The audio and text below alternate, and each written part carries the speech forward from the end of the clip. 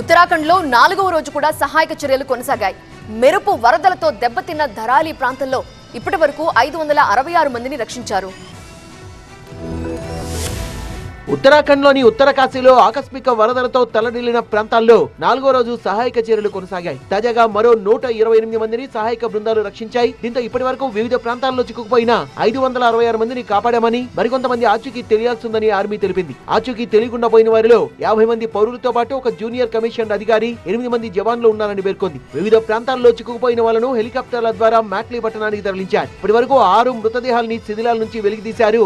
మెరుపు వరదలతో కకావికలమైన ధరాలి గ్రామంలో బురద మట్టి రాళ్ల కింద ఇరుక్కుపోయిన వారిని గుర్తించేందుకు అత్యాధునిక సహాయక సామాగ్రిని ఉపయోగిస్తున్నారు. సహాయక చర్యల్లో ఇంజనీర్లు, వైద్య బృందాలు, నిపుణులతో కూడిన 800 మంది బలగాలతో పాటు రెస్క్యూ డాగ్స్ పాల్గొంటున్నాయి. రెస్క్యూ ఆపరేషన్స్ లో అత్యాధునిక చినూక్, MI-17 హెలికాప్టర్లు కూడా వినియోగిస్తున్నారు. ఇస్రో అందిస్తున్న రియల్ టైమ్ శాటిలైట్ మ్యాప్ సాయంతో సహాయక చర్యలు చురుగ్గా సాగుతున్నాయి. ఉత్తరాఖండ్ సీఎం పుష్కర్ సింగ్ ధామీ హార్మిల్లో పర్యటించి సహాయక చర్యల్ని పర్యవేక్షించారు. బాధితుల్ని ఓదార్చారు. బాధితుల్ని అన్ని విధాలా ఆదుకుంటామని హామీ ఇచ్చారు.